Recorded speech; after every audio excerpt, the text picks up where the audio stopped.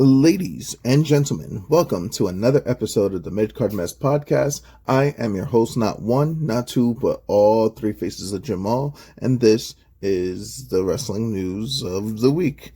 Being that I'm doing this every day now for 365, we already did 365 yesterday, so this is 364. We were twiddling our way down the year. We're day two in of the all year podcast. We're going to do it every single day. And today I will be talking about the end results of AEW's Fight for the Fallen, and I will also be talking about the New Year show that Pro Wrestling Noah had because of three significant matches in particular. One was the GCW Heavyweight Tag Team Championships that Omos and Jack Morris won their titles from. Talking about the match with Kenta and Keno, and I'm also going to be talking about Shinsuke Nakamura's match in Pro Wrestling Noah as well. So that's going to be like some big highlights I'm going to be talking about for Pro Wrestling Noah. What does that mean for the future for the WWE partnership with Pro Wrestling Noah, since they had that's two WWE superstars showing up on that night, doing the damn thing, being successful. That's a big deal, especially for like a Pro Wrestling Noah. So, I'm pretty excited about that. But let's go to something a little more familiar. We're going to talk about AEW Fight for the Fallen, which was the very first show in the new year for 2025. AEW. The matches on the docket, obviously the main event was going to be rated FTR, which is Adam Copeland, who decided to name his name Cope for whatever reason. I guess he can't cope with the fact that he's not Edge anymore. He lost his little edge, and he wants to be coping with freaking FTR, which is Cash Wheeler and Dax Harwood and all that other stuff. So Uncle Dax, Cash, freaking Cope versus the Death Riders. And the Death Riders in question is basically the AEW World Champion Jon Moxley and two out of the three of the trios champions, which is Claudio Castagnoli and young boy Wheeler Yuta. So that happened. Jamie Hayter and Julia Hart, coming off of their rivalry in 2024, they're going to have the one-on-one. You have the Hurt Syndicate still hurting people. They hurt people, and they were going to do it against the Acclaim. You had Adam Page versus Orange Cassidy and a little grudge match. And then they also had the number one contender match with Roderick Strong, Jay White, and Swerve Strickland. Jeff Jarrett had an announcement to make. Everybody thought it was going to be...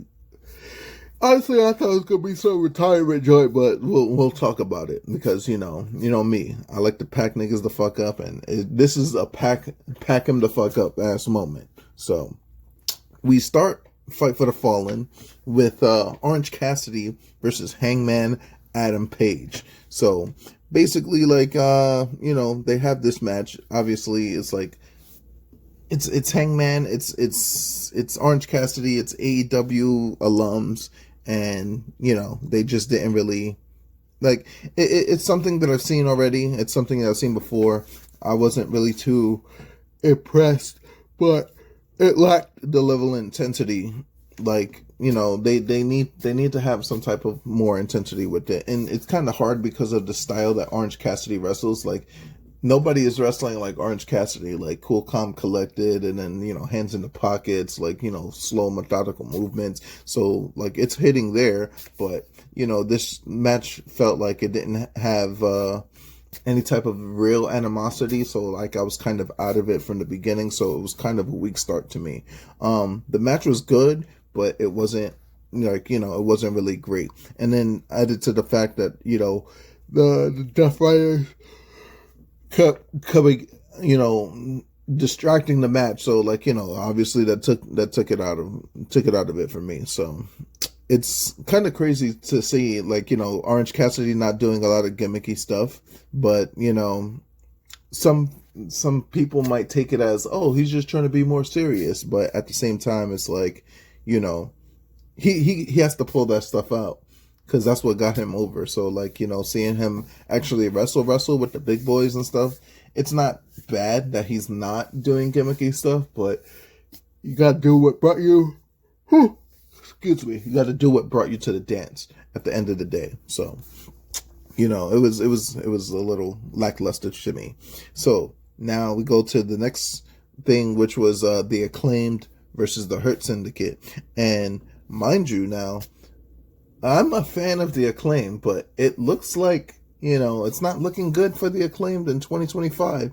The Acclaim versus the Hurt Syndicate. The Hurt Syndicate in question is going to be Bobby Lashley and Shelton Benjamin. They fucking mollywopped the fuck out of Max Caster, man. I mean, Max Caster and Anthony Bowens. Bowens, looked really good in this match and everything like that. But it's Max Caster is losing it. Like, he calls himself the best wrestler in the world, and he's barely even like, the second, the last best. Like, it's just crazy. So, the match was really one-sided. Hurt Syndicate did what they fucking came to do and stuff like that. But, after the match, yeah. Excuse me. After the match, they had an interview with the Acclaimed, and freaking Anthony Bowens just went off on fucking Max Caster and just was like, "Yo, you fucking sucked out there. What the fuck?" Like, type shit. And it's not looking good for the Acclaimed in 2025. Max Caster putting the I before me in the team. So, we'll see what development happens. Anthony Bowens really is like, the strength of the Acclaim. Max more like the mouth, the microphone and all that stuff like that. But like, I don't know what it's going to look like for the Acclaimed in 2025.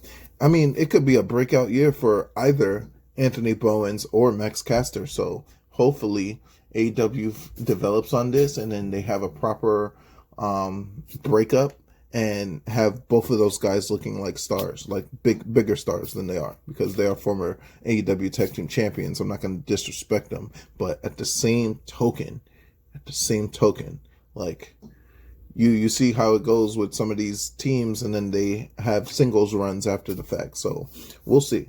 Like, everything that WWE fans want to be done with the Street Profits, the Acclaim has to pull the trigger on in AEW if they both want to be successful. And that's all I got to say about that. Oh, by the way, we hurt people. Hey, we hurt people. Nah, that song go too hard, man. The Hurt Syndicate.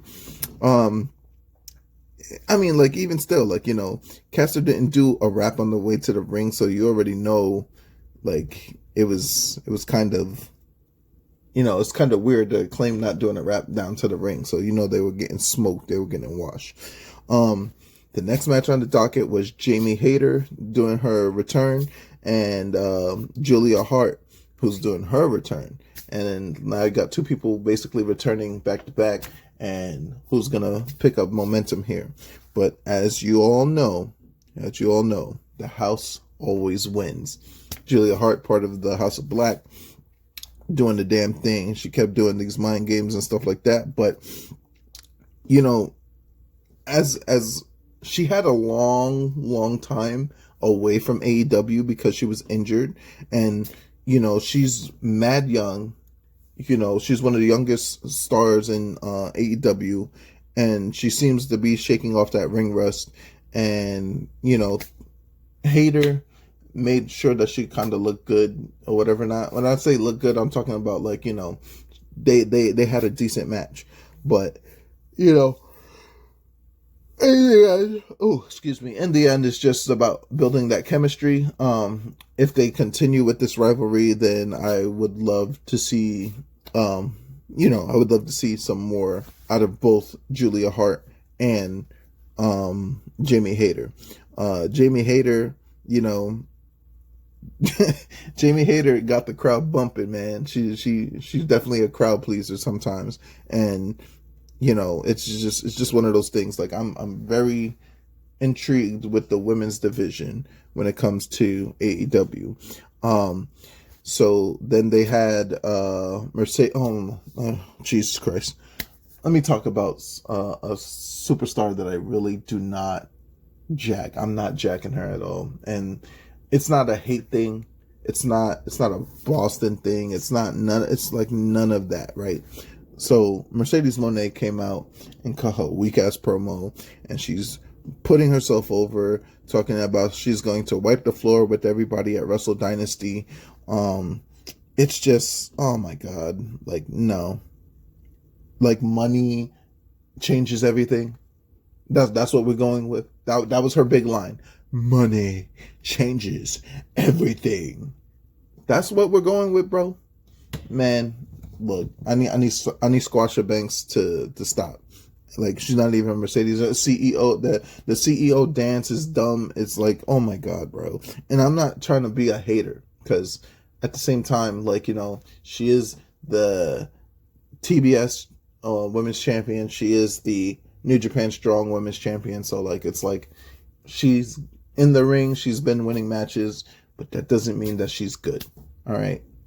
That just means that I don't even know what it means. It doesn't mean that she's good. She's not really, we knew with the 4 horsewomen, like, okay, Bayley, Becky, Sasha, Charlotte.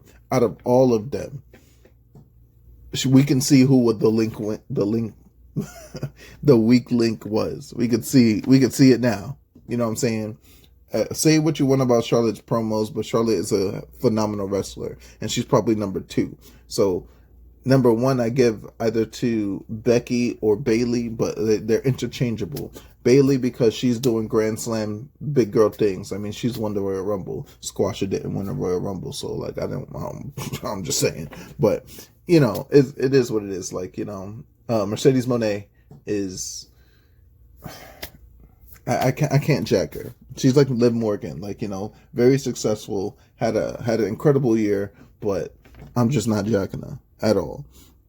All right, so the triple threat match for the Casino Gauntlet is basically number 1 spot in the Casino Gauntlet. You had Jay White, you had Roderick Strong, you had Swerve Strickland, who all delivered crazily good. The match was phenomenal until fucking Ricochet.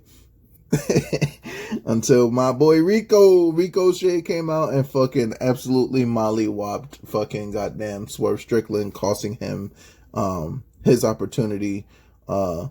Jay White obviously took advantage, hit the Blade Runner on Roderick Strong at the end of the match, and then now he's in the Casino Gauntlet. So yeah, that's basically Jay White's path to the AEW World Championship, because everybody will eventually in AEW breathe with the Switchblade. So everybody knows that.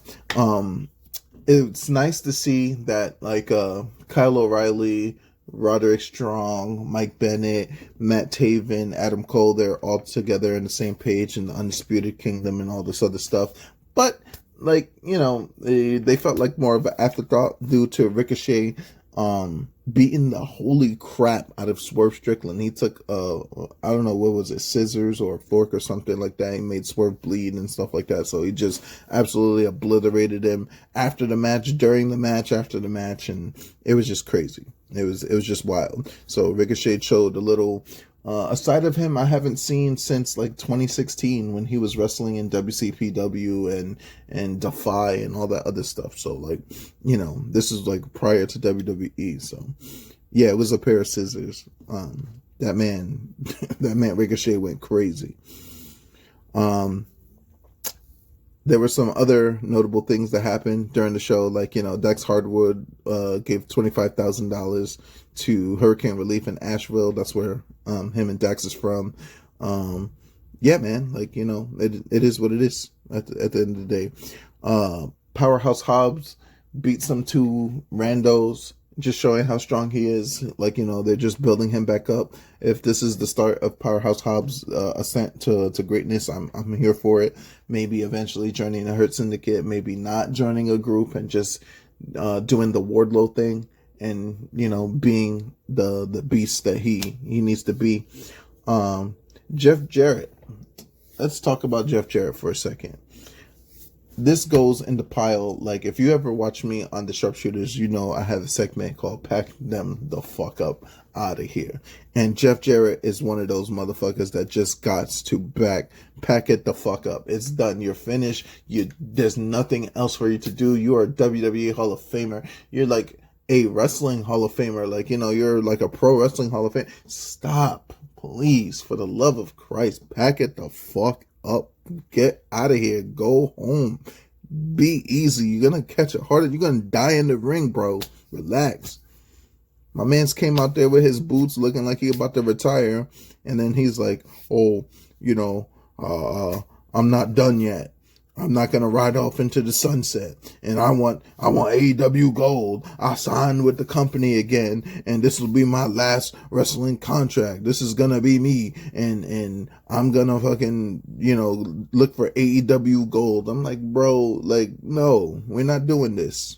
We're not doing this. Why? What are you doing? Who you trying to fight? Who you trying to wrestle, bro? There's nobody else. There's nobody else. You don't need to do it. This is not you. You're not WCW.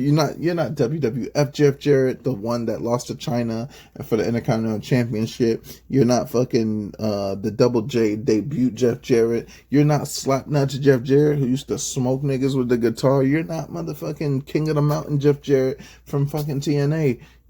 No, we're done. You're finished. Done. Pack it up. Please. Save it. Save yourself, for your family, for your people. Just pack it the fuck up. Nobody wants to see you in the ring no more, bro. Just accept that. And if anybody says they want to see Jeff Jarrett in 2025 with the AEW championship, they lying to you, bro. Some of these niggas don't even know about Jeff Jarrett back in the day. Some of these niggas don't know the history that Jeff Jarrett has made. They just see this nigga, oh, he's an old wrestler. Like, they don't know what it meant. Like, he held TNA down. He's the guy that held TNA down, that made TNA what TNA is. TNA wouldn't be nothing without fucking Jeff Jarrett. You heard? King of the fucking mountain. Like, damn. You know, WCW was fucking swindling down. Jeff Jarrett held that shit down too. Even though it was ass like the last 2 years of WCW. But damn. Pack it up, bro. You're done. Hobbs with the win. All right. Now, for the moment that we've been waiting for, we have the main event, which is Rated FTR, which is Adam Copeland, a.k.a. Coping with the fact that he lost his edge.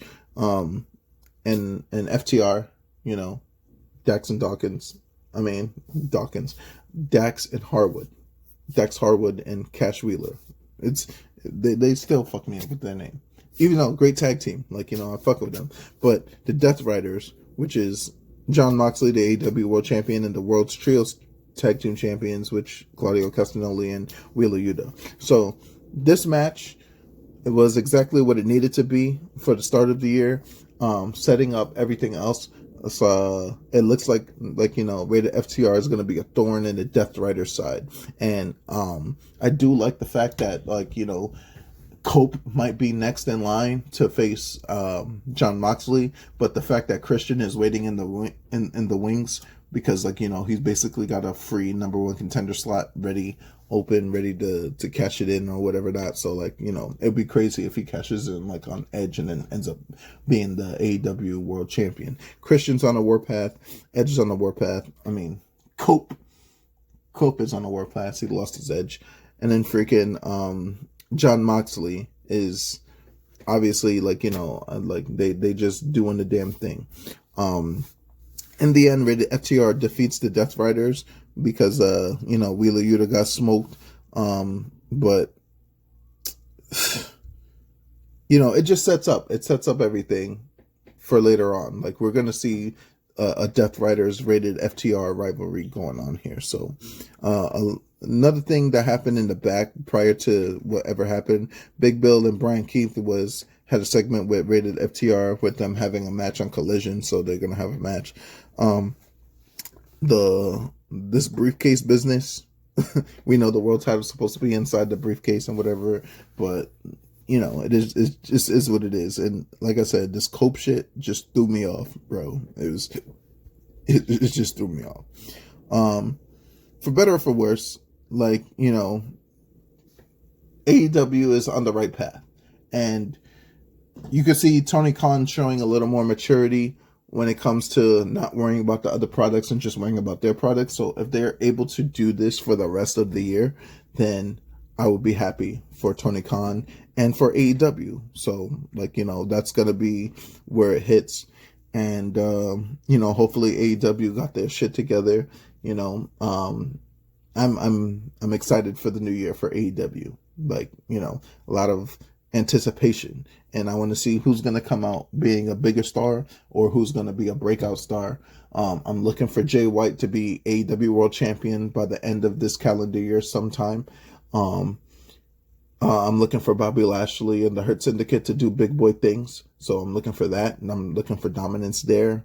A lot of interesting matchups that can and probably will happen. Okada versus Kenny Omega is in the wings, as we've seen at World's End, where the Continental Classic just meant fucking absolutely nothing. Just could have had Okada defend the title like multiple times against multiple people and shit. So it is what it is, man. Like, AEW's doing their thing slowly but surely. You gotta let the shit cook. Gotta let them eat. Gotta let them cook. Let it cook. Let AEW cook for a little bit. All right. But that's it for AEW for today. Now, going back to New Year's Pro Wrestling Noah. So with this segment, I'm going to have to be honest with you guys. Like, I just want to get to the 3 matches that I was actually talking about, and maybe even the main event with Kiyomiya and Ozawa.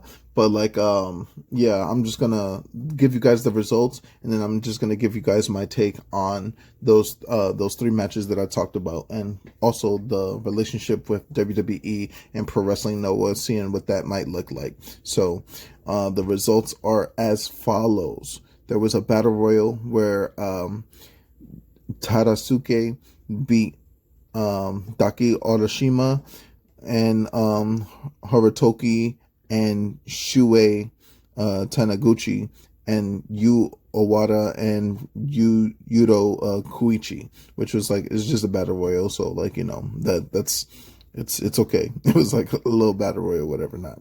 The GCW Junior Heavyweight Tag Titles was won and defended by the champions Hayata and Yohei, and they beat All Rebellion, which was Alejandro and Kai Fujimura, and then Amakusa and Junta Miyawaki, I'm sorry. And then I know like some of you really don't even know these names, but like, again, like I just got to say, like, these matches were great, incredible. If you want to go watch that New Year's show, the Noah New Year event, I recommend that you go watch it. If not for anything, it's for the 3 matches that I will mention that I will go into more detail about.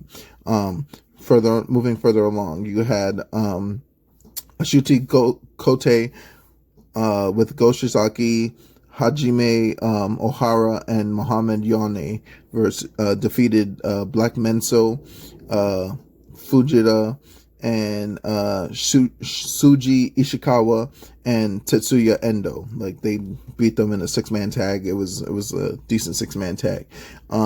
Daki Orashima versus Kazuyuki Fujita went to a draw limit, so they beat the hell out of each other for like an hour or 20 minutes or whatever, however long the match was. I can't really remember, but they went to a time limit and to defeat.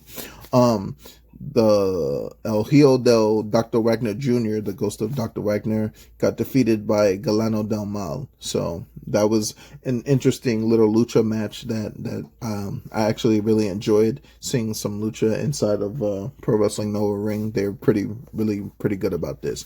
One of the matches that I really wanted to talk about is right here.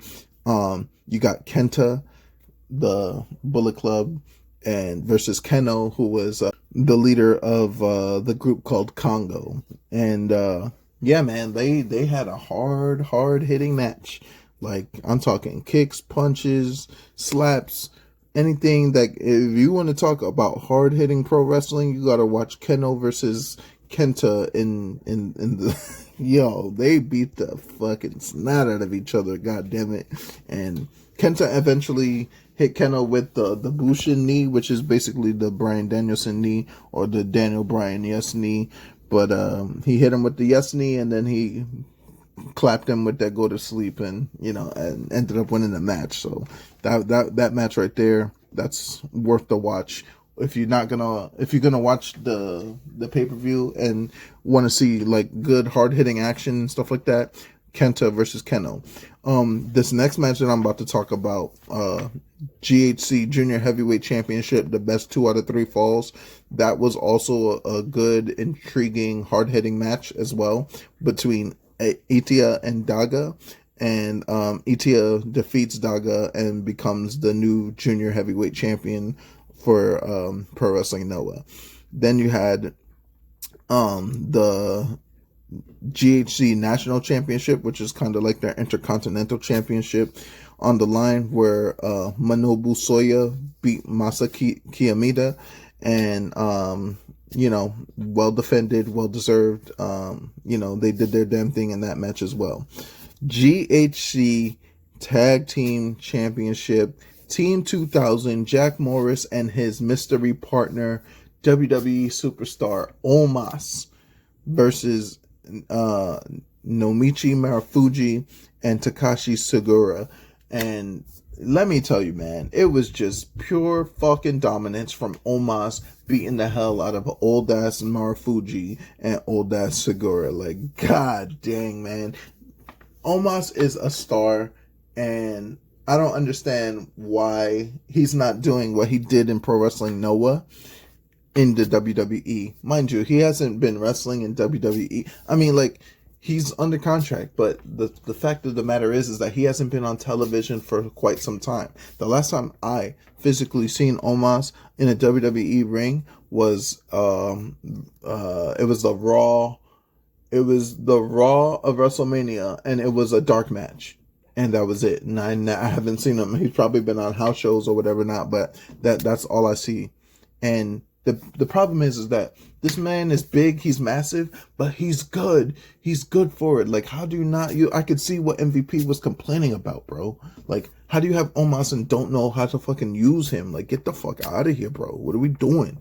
What are we doing? This is a guy that's beaten Braun Strowman. This is a guy that's been in the ring with Brock Lesnar and fucking towered over Brock Lesnar, towered over Braun Strowman. Like, what are we doing, WWE? But it's a good thing that Pro Wrestling Noah and WWE are partnered a little together, so we'll see. I guess it's because New Japan is partnered with AEW, so WWE using their star power to bring Pro Wrestling Noah to the forefront. This is not the first time they've done it. They've had AJ wrestle Marufuji. They've had Shinsuke wrestle Great Muta's last match in Pro Wrestling Noah.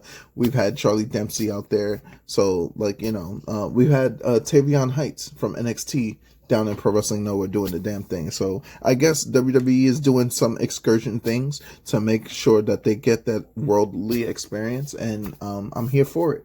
I'm definitely here for that. But the point is that on Omos's debut in Pro Wrestling Noah, he wins the heavyweight tag team championships with an established Jack Morris, part of Team 2000X. So, like, man, I'm super excited to see what happens in Pro Wrestling Noah specifically when it comes to these tag titles. How long Omos is going to be in Japan, if he's going to go flip-flop back and forth, if he's going to bring the GCW Heavyweight Tag Team Championship to Monday Night Raw or a SmackDown, bring Jack Morris with them, bring Team 2000 with them. We're not done talking about Team 2000 yet because of the match later on that I will be discussing, but man, super proud of Omos, super proud of Team 2000 and doing the damn thing. Yeah, man, this is going to be a big year for Omos if this is the case. The next match that was on the docket was Oka Sasaki versus one United States WWE United States champion Shinsuke Nakamura. When I say aura in pro wrestling, besides Jody Aura, like, from freaking LPW. Shout out to Jody Aura. But when I'm talking Aura, you're talking about Swagsuke Nakamura, not shit Swagsuke, because this man is just pure, like, magic. The aura that Shinsuke Nakamura has coming down to the ring now is just incredible. It's not like he didn't have it before. He's done it in New Japan. He's done it in Noah. He's done it in WWE. There's just nothing that this man cannot do except speak English, but that's another story for another day. He's the United States champion and can't speak English. What's going on here? Like, it doesn't make sense. But that's not the point. Hard-hitting match with Oka Sasaki. Sasaki gave Shinsuke a run for his money. I will have to say that. But, at the end of the day, Boombaye, a.k.a. a Kinshasa to the face. 2 Kinshasas to the face. It's not going to happen for you. And you're the WWE United States Championship. You better represent. Got to represent. So, America. All right, the last match on the card, which was one of the best matches on the card, aside from Kenta and aside from Shinsuke's match, and even the Omos match. GHC Heavyweight Championship on the line. Taishi Ozawa, Kaito Kiyomiya. And the thing about this is like, think about it. Ozawa has been away for a while, and he came back. He used to be friends with Kiyomiya, and he basically mind gamed his way to be a heel. He was the heel in this match. He mind gamed his way to be in this position of the championship, and it worked. And he eventually beats Kaito Kiyomiya, new GHC heavyweight champion Taishi Ozawa. Also part of that Team 2000X with Omos and Jack Morris. When I tell you that these guys, Team 2000X is going to have a fucking year. It's going to be great for them. 2025, I cannot wait to put more coverage on Pro Wrestling Noah. Like, if you're not watching, like, there's plethora of companies in New Japan. TJP, W, which is the Joshi Pro Wrestling type deal. You have DDT. You have New Japan, but Pro Wrestling Noah deserves your attention.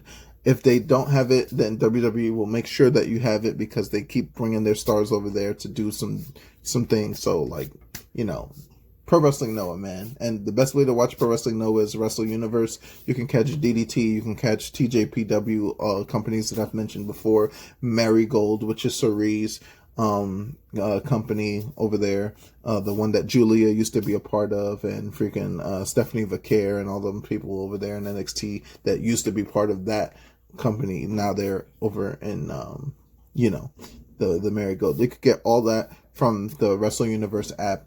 I think it costs like $11 or something like that. So, if you want to peep it, you could peep it that way. Yeah, man. Oh, by the way, since I was talking to AEW earlier, good job on getting a new deal with HBO Max or Max. Like, they got a deal with Max, and all of AEW is going to be on Max now, so that's a big thing for AEW. You're going to have their own little network that you can backlog and backwatch all those like, the Dynamites, the Collisions, the Rampages. Rest in peace to Rampage, So, but yeah, man, like, it's going to be a hell. If anything, if this didn't show you what 2025 is going to be, then I don't know what it is. And I don't know why you're listening to this podcast or watching any type of wrestling, because, you should be very excited right now as a wrestling fan. I mean, it is the month of January, and you know what that means. We are literally on the road to WrestleMania. We're going to Royal Rumble. Royal Rumble is going to be in February, which is a little weird, but, like, it is what it is. The road to WrestleMania is long and arduous and all that good stuff, but we're not talking about WWE right now. We did that yesterday. We're talking about Pro Wrestling Noah, AEW. These are two of the companies that I want you guys to pay attention to sometime in the future. All right, with that, I will be seeing you guys off. I will be back tomorrow. We're going to be talking TNA, what happened in the years past and what's coming up in the future, 2025. Of course, Impact 2025 tonight, but I'll be talking about that tomorrow with you. So I'll see you guys on the next one. Peace. Oh, before I go, Three Faces of Jamal. Look it up. Google. Follow me on Instagram. There's going to be a link on YouTube. There's going to be a link on SoundCloud. I'm trying to do it big this year. Every fucking day we're going. Day 2 in the books. I'll see you guys next time. Peace.